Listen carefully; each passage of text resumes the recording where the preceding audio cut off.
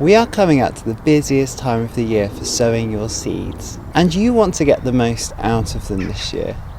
Seed sowing can be such a lottery, however there are things that you can do to make sure that your seeds do come up.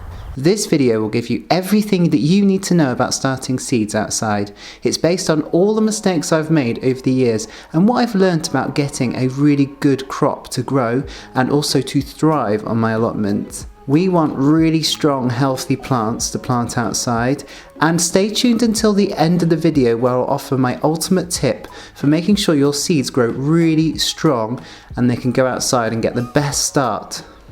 If you haven't done so already, I'd love to have you along for my growing journey. Why not hit the subscribe button down below and hit the notification bell to see my videos when they drop. Things to consider when you're sowing your seeds outside.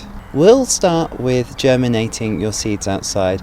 Temperatures are a big part of getting the germination right with your seeds. The way we can control this is by increasing the temperature of the soil. You could put a black sheet down on the soil just to warm the beds up before you plant your seeds. You can also add a cloche or put some frost fabric down to protect the seedlings as they emerge. You will need to consider which seeds can go outside. Broad beans and brassicas and salads will all be fine outside at this time of year. However, they will appreciate having a little bit of cover over them, especially if the nighttime temperatures are dropping below 5 degrees. That's Celsius, not Fahrenheit. Warming the soil makes sure that it's at a good temperature to germinate those seeds, and you will see greater success with that warming soil. You want to keep that protection on until the plants are relatively big, probably about this big, and maybe later on in March you can lift those covers off if there's no risk of frost or colder weather. Many of the plants we just mentioned are going to be hardier in those lower temperatures. Once the covers are removed, the other problem that you have with sowing plants outside are pests. Rodents, slugs, birds will all go for your seedlings if they're outside and exposed. With slugs, I recommend that you put nematodes down 2 weeks before you sow anything. This will control the slug numbers organically and naturally, and it will mean that you have a better chance and a greater chance of getting those seedlings coming up. With rodents, the best way to deal with seeds is to not sow them directly if you want to see them through. Mice and rats are very good at getting into covers, and it's really hard to stop them. You could put down some chicken wire or you could put down some glass to stop them. However, I would recommend, if there are crops that you want to get through, to move them away from the soil and put them into pots. And this is where we come to talking about growing them undercover outside. If you have a polytunnel, a greenhouse or a shed with south-facing windows, you could start your seedlings inside, and this will maximise the amount of crop that you get from that seedling batch. Broad beans, peas and other vulnerable plants will grow a lot better in pots because they're raised up so the slugs can't get to them. And if you can protect them with a tub or a container and you put glass over the top, you can stop rats and mice from getting in there until they're big enough to go outside. Wait until they're the size of your hand and you can plant them outside. They should romp away and they should do really well. This is my tried and tested method for doing any of my plants out here, and I'll show you the broad beans. And you can see from these broad beans that I'm showing you now that they have done really well, and I grow them in these tubs with glass on top of my hotbed as well, so I add extra heat, and then I move them into the polytunnel and then I plant them outside. It gives them enough time to grow really strong. It's important not to get too carried away with a polytunnel or greenhouse. Unless you can heat them, you will still have problems raising and germinating seeds that aren't supposed to be sown this early. So be wary of what you're sowing and don't expect things to come up straight away, because the colder temperatures and the lower light levels are going to have big effects on those plants. One way to mitigate this and to deal with this is to grow plants on a hotbed. You can check out my hotbed video up here and it will tell you all about how I grow seedlings on my hotbeds. I would highly recommend growing on a hotbed. It really helps to raise more seedlings than you can raise outside without any heat at all. It's basically a heat mat, but you do it outside, and you get lovely compost to work on your beds too. If you're enjoying this video so far, I'd really appreciate it if you could hit the like button down below.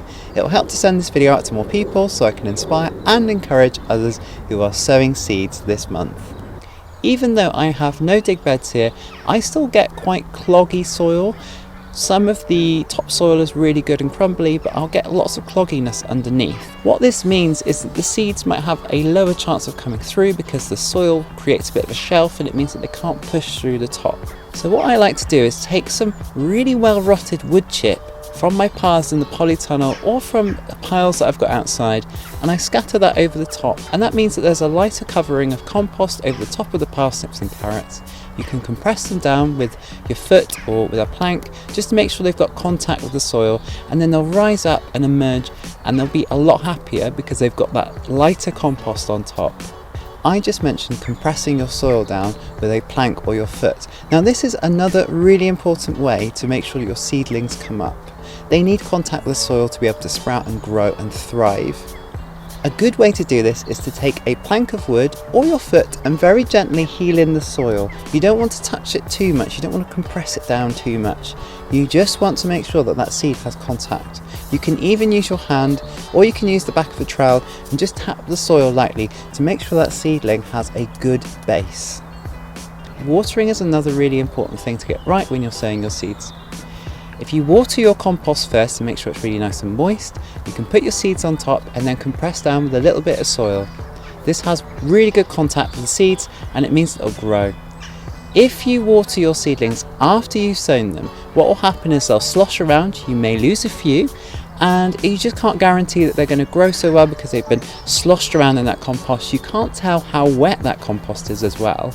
Watering the compost first means that you can allow it to drain out, and you can see how moist that compost is before you sow your seeds. What kind of compost do you need to use to get really good germination rates? If your compost is too woody, then your plants aren't going to grow so well. If your compost is really claggy and solid, then it's not going to allow the seeds to come through. And if your seedling compost actually has too much food in it, it can stop the seeds from coming through. Seeds don't need food to germinate. They have all they need to break through. They'll need food once they start growing their roots and getting into the soil, and that's where the feed does come in. With a seedling compost, what I recommend is using aged wood chip and topsoil from outside. These aren't too rich in food. You can also sprinkle in a little bit of your homemade compost, which is going to have some of those nutrients in it to give back to the seeds as they grow bigger. But once they germinate, that's when they need the food. They need a moist growing medium to sprout. They have hard shells, and you need to moisten that shell before the seedling can break through. And that's why we say about watering and dampening the compost enough for the seed to break. Those are my top tips for focusing on getting better results for your seeds. Practice these methods and you will see greater numbers of seedlings emerging through your compost, and you'll have a lot more success when it comes to sowing them outside. Seed sowing is a lottery, and you can never guarantee that all your seeds are going to come through. Bear in mind with seeds that if the packet is old, then some of those seeds are going to reduce down their germination rates. You want fresh seed where possible, but seeds do have a long shelf life. Some seeds can go on for 5 to 10 years before they really degrade and lose their germination rate. Give it a go. If you have a packet of seeds and you want to try them, give them a go. Never put your eggs in one basket. Always look to get plan Bs and Cs involved when you're sowing your seeds.